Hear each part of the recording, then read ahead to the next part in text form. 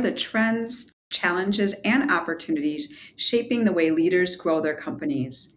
I'm Kathy Steele, and the CEO of Red Caffeine, and your host today.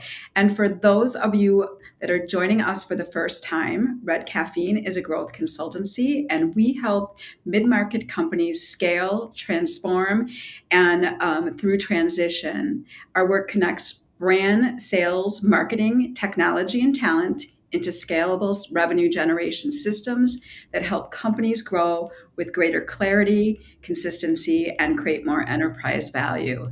And today's topic is exciting because it kind of sits in the middle of that type of work. Because growth really doesn't happen from strategy alone. It really depends on how clearly you're articulating your value, you're building trust, uncovering buyer needs, and moving the right opportunities forward. So most sales teams know they need a strong message, a clear process, and better tools, right, Tom? But even with those pieces in place, sales conversations can still break down when the communication style does not match the person in front of you. So today we're talking about how DISC, sort of an old methodology that has a lot of value. DISC stands for dominance, steadiness, influence, and compliance. Your own self-awareness and sort of public intel can help salespeople prepare for better conversations, especially when they don't know the prospect's profile before the meeting. So we're aiming today to not put labels on buyers, but we really want to help sales teams get more ready for effectively communicating with purpose and being able to adjust on the fly when needed. So joining me today is our returning and one of our favorite guests, Tom Latourette of M3 Learning. Tom works with sales teams to improve performance through stronger communications, preparation, and accountability. Tom, welcome back to Business Oh as my Usual. gosh, thank you so much for having me. And this is a great conversation we're going to have. So, I know, I'm excited. So I always like to, as you know, kick off with having you just give a brief intro. It may be some people's first time meeting you, yeah. and then tell us something interesting that is not on your professional bio. So first off, Tom Latourette with Sales 3 Set. At Sales 3 Set, we work on the mindset, the skill set, and the tool set for salespeople. We're in an interesting space nowadays. There's so many tools that are available to a salesperson, and there can almost be like you're almost buried by tools, and we forget that sales is really about two humans connecting and making sure we relate with each other. One of the things we teach salespeople is people don't want to be educated, they want to be validated. And that's an interesting space of people just don't want they don't want to just say yes. They want to be guided through a process. Our founder, I met Skip Miller 20 some years ago. He used to say, people want to buy, they just don't want to be sold. And we all have this vision of what a salesperson is, the Joey Bad Jacket of the world, right? And hey, how Yes. you doing? How's it going? Don't you worry about it. And I think in today, it's a space of how do I earn that person's trust that I'm working with? And why I love this conversation is validation is not about my stuff. It's not about me being a great conversationalist or anything. It's how do I connect with the human and help them see me as a trusted advisor versus a pushy transactional salesperson. So that's what we do. We work with salespeople and sales teams doing that. Um, Probably the thing a lot of people don't know about me, I'm a published children's book author, which is kind Oh, of a lot of yeah. fun. Published 4 children's books, and that's kind of a passion of mine. And I'm working on 2 more coming out hopefully in the next year. And so that's just a fun way to unleash some creativity so that I don't become a serial killer. Well, I think that is a good plan. I have actually purchased a few of your books. I remember the dentist, like I do feel like you've got a unique knack for telling stories that make children want to do things that they don't necessarily, that don't sound fun, like going to the dentist. So And so that's I when you think about DISC, like that's I'm wired in this space of telling stories. And so, yeah, you can see this on the slide. When you think about DISC, I mean, you mentioned it.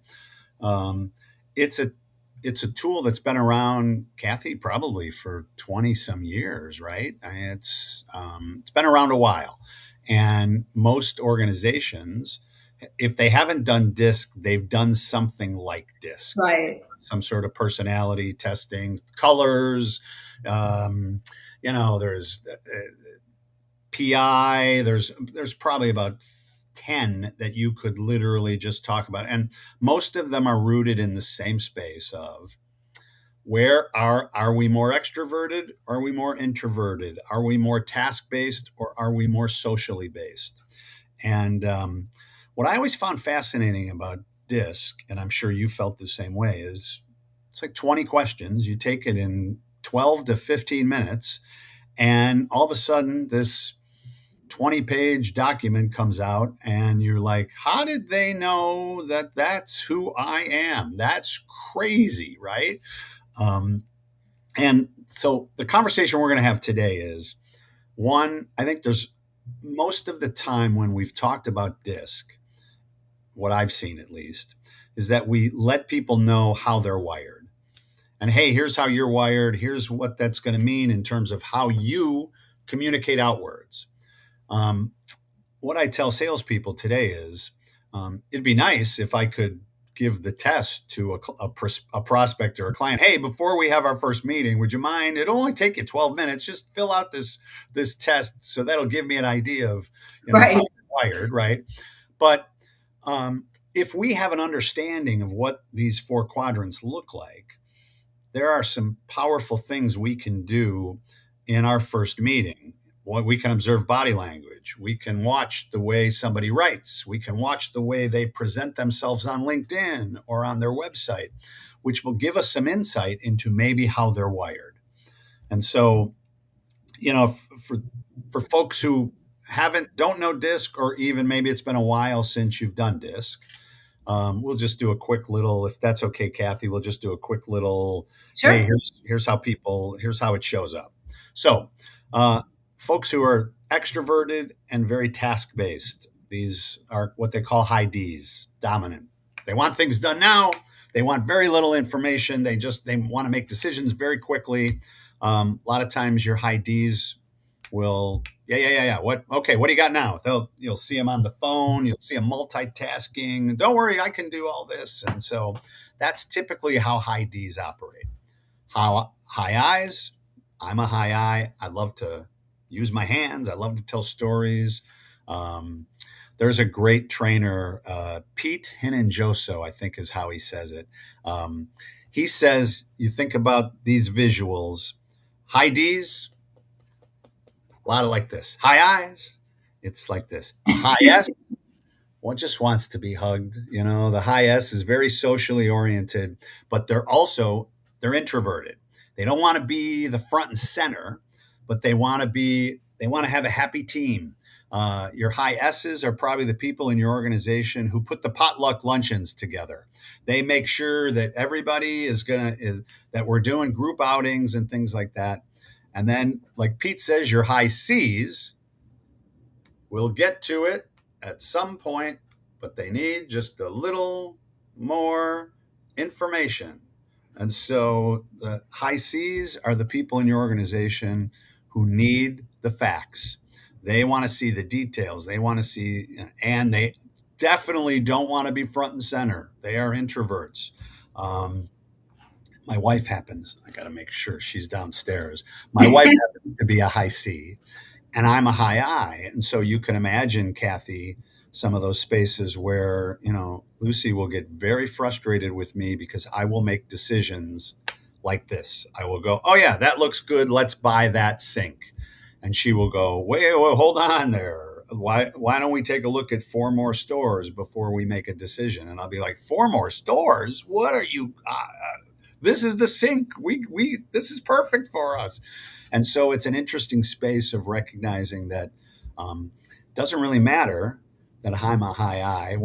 We've been married for 36 years. And so the question I like to ask people is, how successful do you think I've been in 36 years of marriage of saying, hey, Lucy, you should do it this way?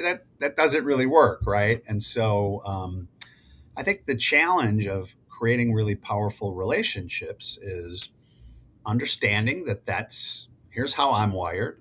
Here's how this person that I'm communicating with is wired. Let's recognize there may be some tension and some spaces there that I may have to adapt my communication style. So when I'm preparing to talk to my wife, I got to know that I better have my ducks in a row. I probably should create a few, um, maybe a nice spreadsheet would be good for her, but Right, she wants to know that I've thought about it, right? That I've right. thought through what's happening. Um, Another story, because I love to tell stories, is I met a guy. I'm in a golf league. He's telling me he just recently retired. And I said, "Oh, what have you been doing?" And he goes, "Oh, my wife and I, we love to travel. And in fact, we'll take 3 4 week trips. We went to Brazil, we went to Italy." And I'm fairly curious. I said, "Oh, tell me, where do you like to stay? Are you a hotel guy? Do you like to go to bed and breakfasts?" And he goes, "Oh no, let me tell you what I love to do. What I do is I get a hotel room for the first night of the trip, and then my wife and I, we just wing it the rest of the trip." And now I'm a high I. I am extroverted, very socially oriented. There's a part of me that's like, wow, that would be a lot of fun. You could stay in the spaces that you really like. You meet people that you want to spend time with. And before you know it, I know I'm in Brazil and I was only planning to spend a day here, but I spent a week here. But Yeah. all I could think about, Kathy, was there is no possible way I'm going to say to my wife, "Hey, Lucy, we're going to Brazil for 3 weeks." And she'd be like, "Oh, that's great. Where are we staying?" You know what? We'll figure it out when we get there. Yeah. That's not going to That be gives me anxiety just thinking about it too. I know right. my husband's definitely had that. Let's do like things on a whim. And I'm like, oh Yeah. no, no, no. Like we can have a whim of flexibility when we're in a Yeah. city, but not, where we're going to be sleeping at night. So I And get it. so recognizing that that's the way that other person is wired, I, I I will have to create some structure, some framework, some templates inside of that conversation so that we can maybe create a place where we can go on a whim, but maybe there's options that have to be thought about. Does that all make sense, Yeah, right? it totally makes sense. And I think, so it was really interesting when, I've taken the DISC assessment, I think a Mhm. couple of times, but I hadn't taken it in a while and I hadn't really revisited my profile. Let's talk a little bit about Yeah. like the starting point, actually knowing where you fall in this dynamic. What is your DISC profile? So we've got my DISC profile sort of ready percent. So, you know, what are some of the kind of most important things to know about your own personal personality in order to help you prepare for being in front of somebody that is either like you or Yeah. completely different from you? Yeah. So I think what's interesting, what I love about just you take the disc and it gives you some insight into where you are and how strongly you are in those quadrants. And there's two spaces. There's a natural style and an adapted style. And so you start in your natural style. And so for you, you are a natural high D and a high I. So one, you're being in an extroverted position where you're front and center, you feel comfortable in that space. You feel comfortable in networking situations. You probably feel comfortable. I mean that would make sense for you being a leader of an organization, a CEO. I've seen you speak before, and so these are spaces where you feel comfortable and you feel very natural. Now, just because you're not strong there naturally doesn't mean you can't do it. Right. It just means that people who are not wired this way, when they do it, they have to prepare more. They have to Right. possibly, they have to mentally psych themselves up a little bit more. People like you and I, you can throw us into a room full of strangers and we're going to walk out of there with the names of 20 people. We're going to have friends. We're going to have a bunch of glasses of wine with people we didn't know before. Would you agree with that? Yes, I would. Yes, I am. How we're naturally wired. Now, what what takes energy away from us, at least I know for me, I'm a high I, much like you. When I have to work for 2 or 3 hours on a spreadsheet, that takes energy away from me. Yeah. I need to talk to a human. I need to do something. I need to pick up the phone. What I find when I'm working on spreadsheets and things like that is I can only do it in small bursts. And all of a sudden I lose attention. And so I have to, and I don't know if you're like that, but it's some good insight to say these are the spaces that I'm naturally good at. I've got energy inside of it. So for you, you're a high I and a high D naturally. Your adapted style is interesting because as a leader of an organization, you probably have tried to tamp down your high I-ness and you're focusing more on results and trying to move things. And so typically what you see sometimes is the adapted style is how we are kind of adapting in a lot of times you'll see it even in a short term space of this is for this month I'm working with a company that needs me to be like this, and most of us can make that we can adapt a little bit if that makes sense. Yeah. Yeah. So first off, the biggest question is, did the results feel like you, like when you saw those results were you like, oh yeah, that makes sense? Yeah, they not only felt like me, I had to sort of pause because I wanted to answer questions differently because I didn't want to really tell the truth about, Right. I just felt like I was failing a test or something like that. But it was really interesting just to know I'm like, oh, this is definitely a me. And yes, the results were spot on. I do wonder about the adaptive style a little bit in terms of the influence. I think that depends on Yeah. what situation I'm in.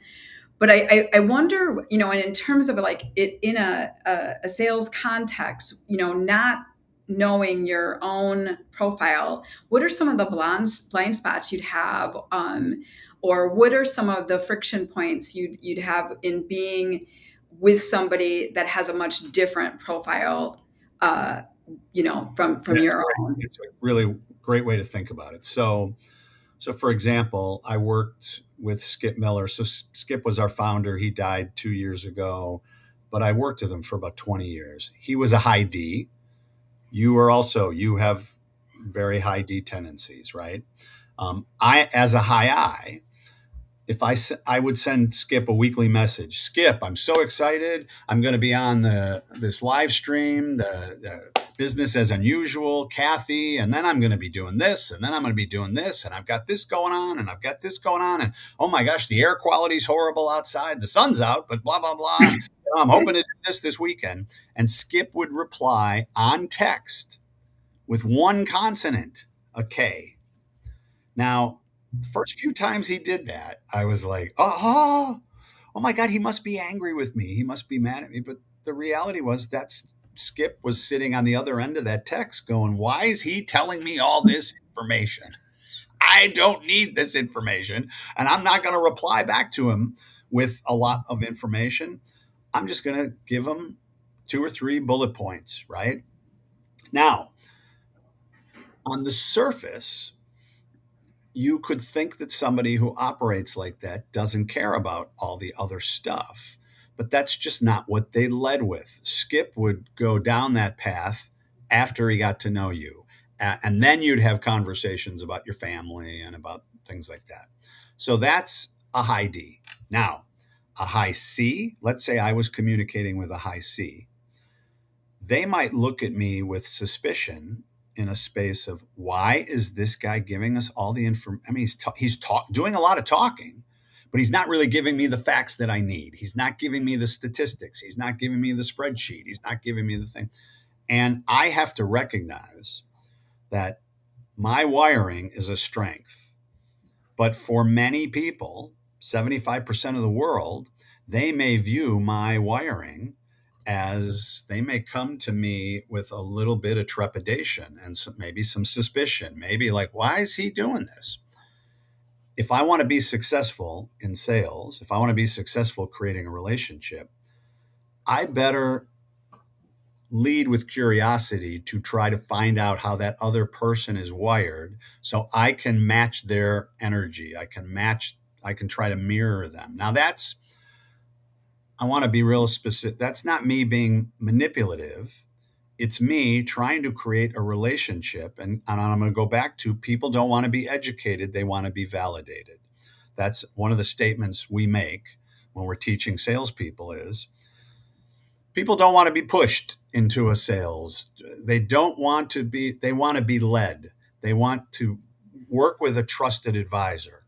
And so if I want to be seen as a trusted advisor, I have to figure out a way to kind of match your energy. Now, Yeah. how do you do that without having somebody take a test? Right? Now, Right. Right. I would say, Kathy, is I think you can do it fairly easily just by being open, being aware. So if you think about body language, written language, and verbal. So let's say I asked you, "Hey, how was your weekend?" How would a high D respond to "How was your weekend"? Probably a little bit shorter explanations because they kind of want to get to it. They're Yeah, here for yeah, I this. don't even remember what I did this weekend, but what are you here for again? Boom. They may Right. not even talk about the weekend. A high I, buckle up, buddy. They're going to talk for 20 Well, minutes, right? Um, yeah. Sometimes I have to force myself, like, with to be patient with yeah. How do you the think a high S is going to answer? So they're socially based, but they're introverted. How will a high S answer? What types of things might you hear a high S say? How was your weekend? Yeah, I think they're going to talk a little bit about more like their family dynamic or, things that are a little bit more closer to to their personal world. You'll hear things like, we did Yeah. this. A high C will tell you kind of, I mean, they might not look you in the eye while they're telling you this, but they'll probably tell you the process of what they did. Mm, On yes. Friday afternoon, we did this. Then we went from there to here. And then Saturday morning, we did this. And so even just something as simple as, how was your weekend? You can get some insight into how that other person is wired. Yeah. I'm a Yeah. big fan of doing pre-meeting research. When you take a look at how somebody writes, how they represent themselves on LinkedIn, they will tell you, they'll give you some insight into how they might be wired. Does that make sense? Yes. I mean, I think I've even gotten that feedback where, somebody told me, this is going back years, but they're like, you're sort of curt because I would write these very short emails because when I would get a really long email, I'd just close it. I'm like, I don't want to process all this right now. I've got to come back to it. I am much better with that kind of short to the point communication style. So I didn't realize that I was coming across as non-friendly and curt because my emails are very We short. were doing a program with a customer service team, and one of the mechanical reps was a high C. Mm, And so, as a high C, all about the facts and the figures. And so he put this 10-page specification booklet program together. And he said, I have salespeople in my organization. I give them this specification book and they don't even reference it. I don't even know if they read it. He goes, and right. I'll tell you, that's offensive to me. I spent a lot of time on that book. I spent a lot. And so what's interesting is now as a high I don't I don't need that data. Or I mean I need it, but I don't Somebody to love put it. it in like I, short if you snippets. had given it to me in a paragraph, that'd be much better because I'm not going to read the 10 pages. But I will tell you, if all of a sudden somebody says, you not reading that is actually making me feel like you don't respect me, I'm Yeah. going to work harder at actually reading that or referencing some things that I read in that and acknowledging the work that was put in there. Now, as a high I, I'm not doing that on purpose to be disrespectful initially, But if I don't understand that's what a high C needs, I might disrespect my teammate, my client, my partner all the time without even recognizing I'm doing it, right? Yeah, So, Tom, I'm curious, what other, because I know, like, I feel like we can get so much more information about who we may be in front of. There might be some different single signals we're seeing about what the corporation values and where their mind is at. So you can do so much yeah. about Mhm. being prepared. I mean, I wonder, number one, are sales teams doing that preparation? And number two, like, what other things could you look at to really understand not just what the company is doing, but really what the key people that are going to be in the room with you are valuing and their personality? We've had some great success. I know you're using AI and you're starting to get really good at it. What's been interesting for us is we've actually created some prompts, and I'd be more than happy to send anybody these prompts, but we're including DISC in the prompt work. We're Yes. saying, hey, these are the DISC criteria that we're looking for. Here's some information. Please go to this website, go to the LinkedIn page. Give me some thought process on how this person might be wired based on what you're reading, what you're seeing, what information they're putting out there, and what might be some of the things that are really important to them. So, Yeah. just doing some of that research work alone is really powerful. The other, and this is an old style story, but our president, Christine Rogers, who was in one of your, I think we Yeah. spoke to her about 6 months ago. Yes. Um, she Fantastic. runs a rescue service for boxer dogs, and she's been doing this for 20 some years. If you go to her LinkedIn page, it's like the second or third thing on her LinkedIn page. And Christine runs the gamut between a D and a C. She's very tasked. She's really good. And one of the things that she said was, in 20 years, only two salespeople have ever referenced the fact that I put that on. And she goes, and I took both of those meetings. I think we honor people by doing research and by acknowledging what they're putting out into the world, especially on LinkedIn, Instagram, I mean, if I'm going to spend time putting it in my profile, we should mention that. We should mention the Right. fact that we saw it and we noticed it. I read your about, uh, if you ever, when you look on LinkedIn, there's that about me section. Yes. People will tell you what's important to them. And I'll bet you, Kathy, what percentage of salespeople you think read that before a first meeting? I think it's probably pretty low. Probably less 30. than, probably, I was going to say less than probably 25, 30%. Now think about how strong that would make you look in a first meeting. I looked at your LinkedIn page. You said these things were really important. Tell me more about that, Kathy. That's really interesting. I mean, we just recently hired a candidate that told her bio in the way we formulate our bios online. And I mean, Yeah. instantaneously rose to Yeah. the top of the interview process. So there's just so many things around being resonant with the person you're in front of. Sales is such an important aspect, but there's so many, ways to use DISC and really thinking about the person that you're with. So key, definitely, we all know the first stage of a sales process is to target and do some research. And Right. so I think you honor people, you validate people by doing research. Don't just wing it. Don't just show up.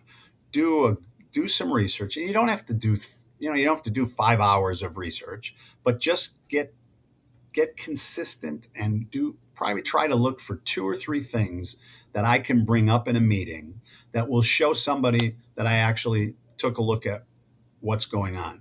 Take a look at their website, their LinkedIn page. Take maybe Google. What I'm a big fan of, Google or AI. I'm getting ready. Let's say we're getting ready to call a CFO and they're in the pick an industry. What's an industry that you guys work a lot in? Manufacturing or, So, yeah, getting ready to construction. call a CFO of a manufacturing industry in the metalworking space.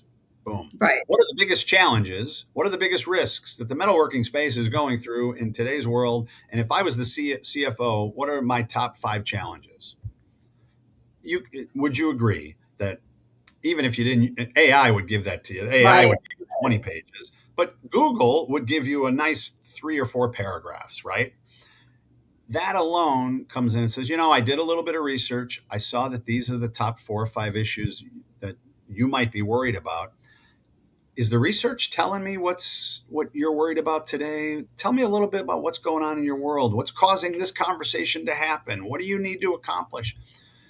Walking in, even if I didn't do the research, walking in a space of curiosity I'm gonna hear some things that if I kind of understand the disc, I can go, oh, this person's gonna need me to give them facts. This Right. person's need a story or two. This person's gonna need a bullet point, and this person's gonna need a hug. That's does that make sense? It absolutely does. So, all right. Well, I think this is really kind of set the stage. We want to do, kind of put this into practice and in a little bit of a role play setup. Is there anything we should think about before we jump into the role play? Let's just quickly touch on this slide, only because I think that where disc is also really important is in the work we do with our teams. Yeah. And so this is an example of a team work that we did with disc. And today sales is not a solitary business.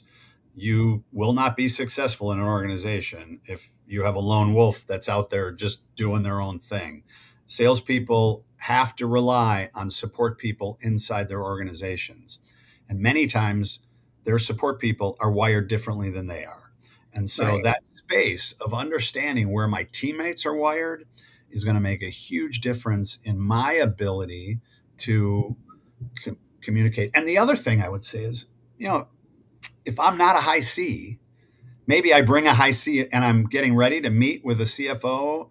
Why don't I bring a high C with me, and show the fact that I'm a high I. We've got high C's that are speaking your language in the organization, and that's Right. why you should do business with us because we understand you on multiple levels.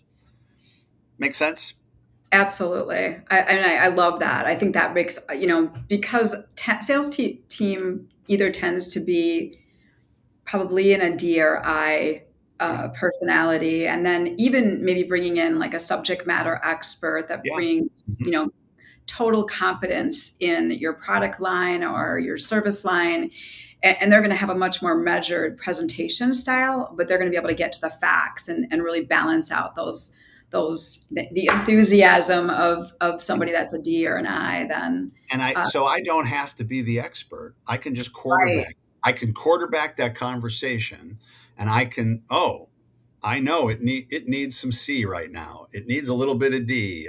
And so you're bringing the right people in who know they can do that really well. And now all of a sudden, my team is resonating. We're aligning with the client in a way. We're aligning with the customer in a way that if I'm just talking at you, it's not going to work that way.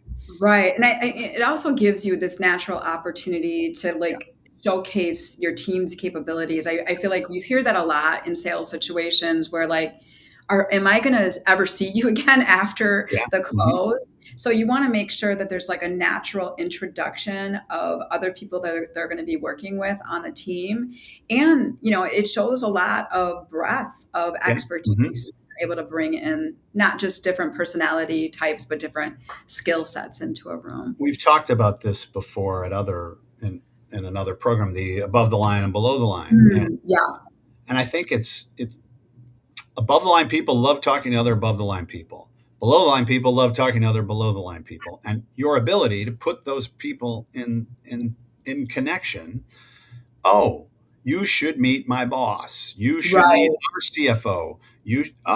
We need to go through the law department. You should talk to our law. Let my law people talk to. Let my marketing person talk to your marketing person. right. Space of coordinating that, like you just said, Kathy, makes you look like a company that I want to do business with because I'm not just dealing with one person. I'm dealing with multiple people that I know are going to have my best interest in mind, you know? It's so value add. Yeah. So, Okay. So uh, let's say we're getting ready to, so Kathy, why don't you pick an account maybe pick somebody that you might be challenged calling on. yeah, I think the scenarios that we wanted to kind of talk about. I felt like it was easiest to bring it from the red caffeine lens, Perfect. and our clients are facing some really significant challenges typically. And so let's say we're getting it, as we said, we work a lot in manufacturing. We're getting in front of a mid-market manufacturing. They're considering growth through acquisition. They're looking at bringing like a smaller company into their ecosystem to expand their capabilities and enter like a high growth market. So real scalable Yeah. opportunity. Mhm. Everybody's aligned that the acquisition makes a lot of strategic sense. They're going to be getting technical expertise. They'll be getting access to customers and additional production capabilities. But there's some real questions. So the leadership team is not really sure that these brands align or how to align these brands in the marketplace, that now they're going to have to combine efforts of their individualized sales team. So how do they sell Yeah. in this and that, or how do they sell in both or give optionality? And then is there really a plan to integrate these businesses that's going to create this optimized after purchase asset that they think is possible? So I'd like to look at it as getting in front of two different buyer types. One would be the CFO. We talked a little bit Yeah. about Mhm. how a CFO might approach this, and one would be like a chief revenue officer. Love it. Yeah. And I think it's going to really be such a dynamic change. So, um, kind of going back to the start, like what would be some of the things we'd want to research in advance of getting in front of either one of those buyers? So probably the first thing, and this would be the space that we try to start almost every single sales conversation. What's the problem and what's the size of that problem? Yes. I really want to challenge salespeople, sales organizations when I'm getting ready to talk to a customer. What is the problem that they're having and what's the size of that problem? Now, and the problem is not, oh, I need better marketing. Right. Right. That's Yes. not it. And why do you need better marketing? What's the 3-year goal, the 5-year goal? And how's that going? What are the challenges you're having? Now, as we know in a lot of manufacturing organizations, um, maybe we're talking to somebody who's at the tail end of their career and they're getting ready to hand this, or they're trying to create a business that they can sell powerfully, because they want to retire. That's a different conversation. That's a different problem than somebody who's in the beginning.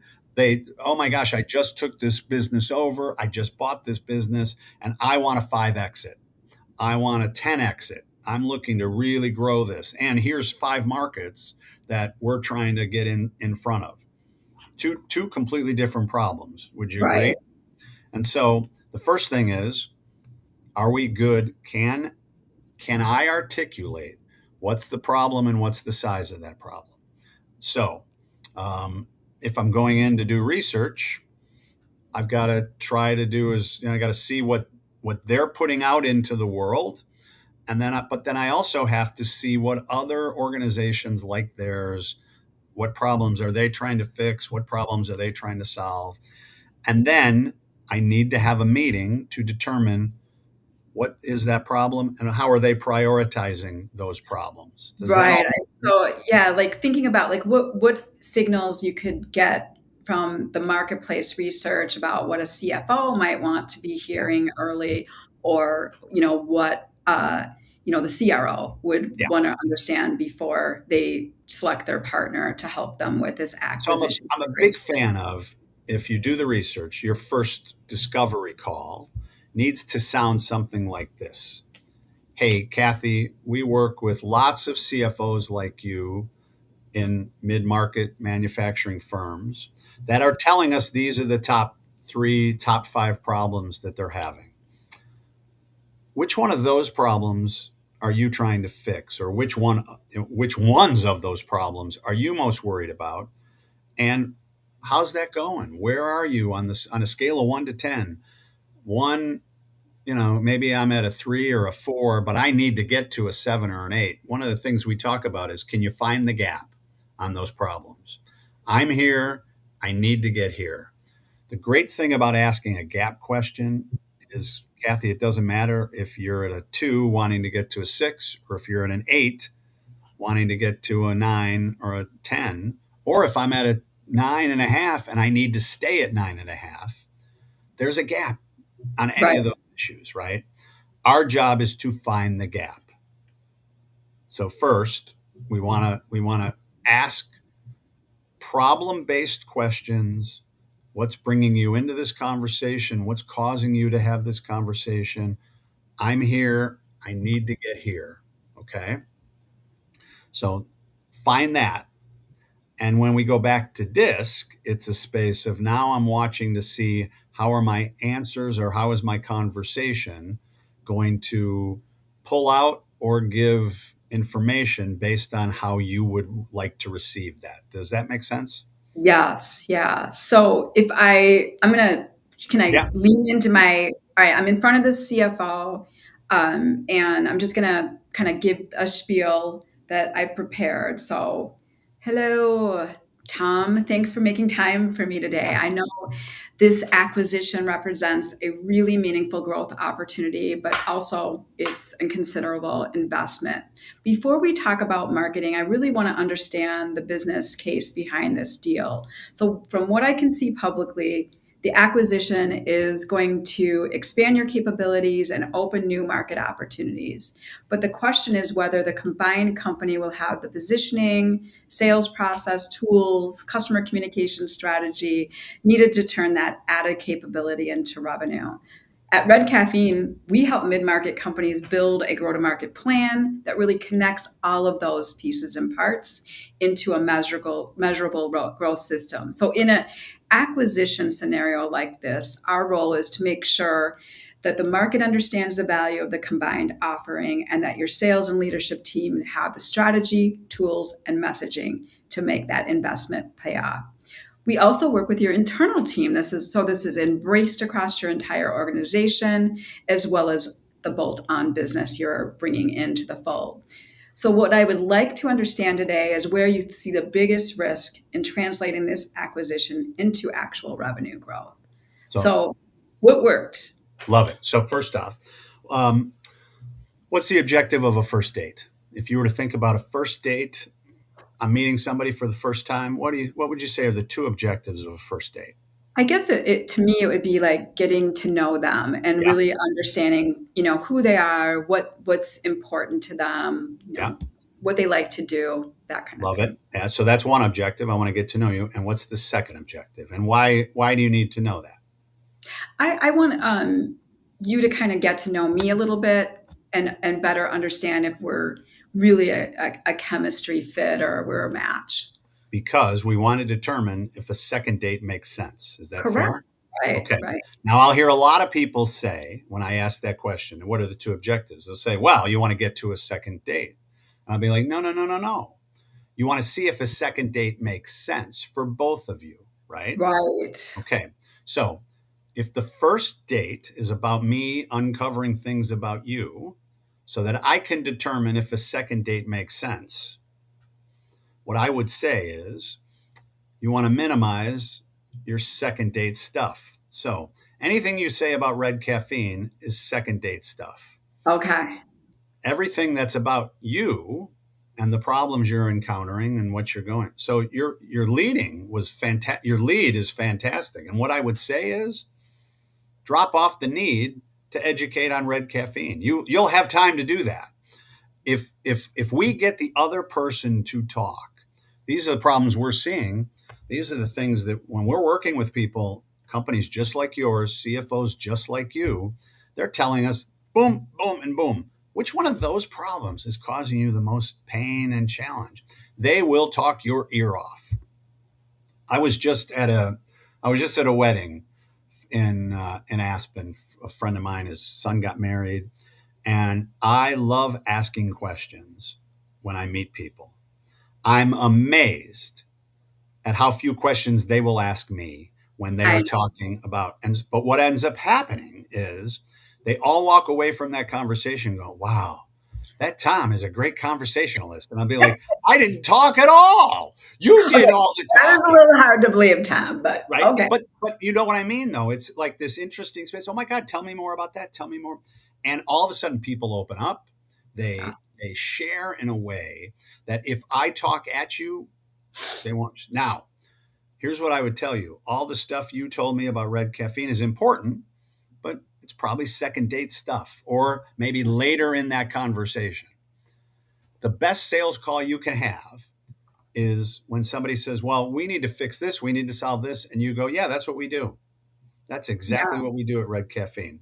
You don't need to know how the sausage is made. We know we can do it." And you wouldn't be having this meeting with me if you didn't think that, right? Here's what I want you to recognize. The quality of your questions on the front end tell me how powerful your organization is, how well you understand my problem, how well you understand. You don't have to tell me that.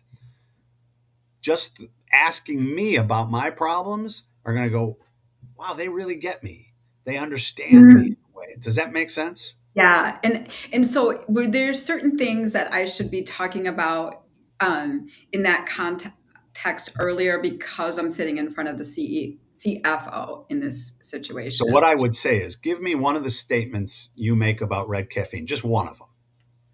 Uh, sure. At Red Caffeine, we help mid-market companies build go-to-market plans that connect brand, sales, marketing, technology, Okay. and So, talent instead around. of making that a statement, turn it into a question. Hey, are you guys, I'd love to know how are you guys turning this into that? How are you guys managing this and that? Does that you see the tweak there? Yes, I So do. instead of making a statement at Red Caffeine, we do this. At Red Caffeine, we help CFOs answer the question they're asking is, how can I solve this? How can I fix this? Do you see how that's kind of Right. it's a slight twist, but it gets me in the validation space of, oh, this is a problem I'm having. Does that make sense? Yes, absolutely, absolutely. So, all right, well, let's think about Yeah. this from a different seat at the table in the decision-making process. Now I'm in front of a chief Uh-huh. revenue Yeah. officer. Mhm. You've already heard the spiel. Again, like, what would you do differently in front of that So person? if you were to think about the chief revenue officer, what do you think? What would you say are the top two or three issues a CRO is having? My You know, pipeline, how big my pipeline is, the speed of the pipeline, and how do I get my team? Probably in a lot of manufacturing organizations, we've been doing it this way for a long time. And how do I get my team to embrace new technology? How do I get them to do this? How do I get them to do that? Kathy, are those problems you guys are struggling with? yeah, And then exactly. you just and then yeah, and this is where it's hard for me a lot because I'm a high I because I do I have to sometimes take my fingernails and drive it into my thighs and go, tell me, how are you guys doing that?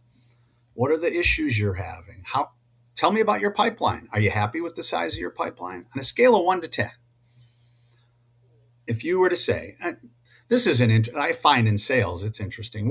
Kathy, what percentage of companies nationwide hit their goal every year? Uh, Yeah, 35%. I think the number is about 40, 41, Okay. which is actually better. But what percentage of companies start off January 1st with a goal that's either as big as last year or higher than last year? Most start out with Probably some, 100%. We yeah, are walking into the year knowing we're probably not going to, 50% of the time, we're not going to hit our goals. right. So if I'm talking to a CRO, how's that going? Are you guys hitting your goal? Where are you today? Where are you? What's the biggest risk? What's the challenge? Well, I'm at a 4.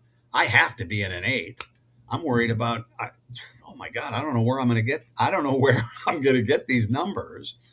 And so getting me, if I was the CRO, getting me to talk about where my pipeline is, what's the speed of my pipeline, how is my sales team adapting to that?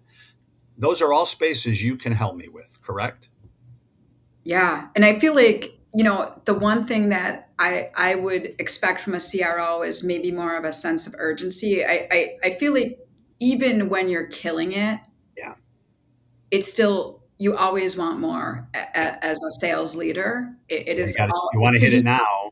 Yeah. it's like the peaks and valleys. So you really, so I feel like that buyer may have more of a sense of urgency than a CFO that's taking a much more measured approach to Yeah. decision making. Skip used to say, there are certain people who think with a calendar, and then there's some people who think with a watch in a business. And a lot of times the CRO is the one who's like, what are we waiting for? This is, Right. we got to, I don't have time to wait. Right. And so that's why I like when I'm in discovery questions about where you shorten the time frame. How's your third quarter doing? What do you guys have to do this month? What do you have to do this quarter to make sure you hit your goal for the year?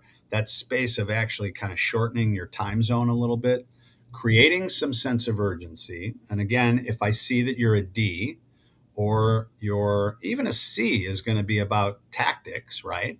That space of how do I kind of force this question? Definitely because you're a high D, you Yes. are thinking about you're thinking about time, right?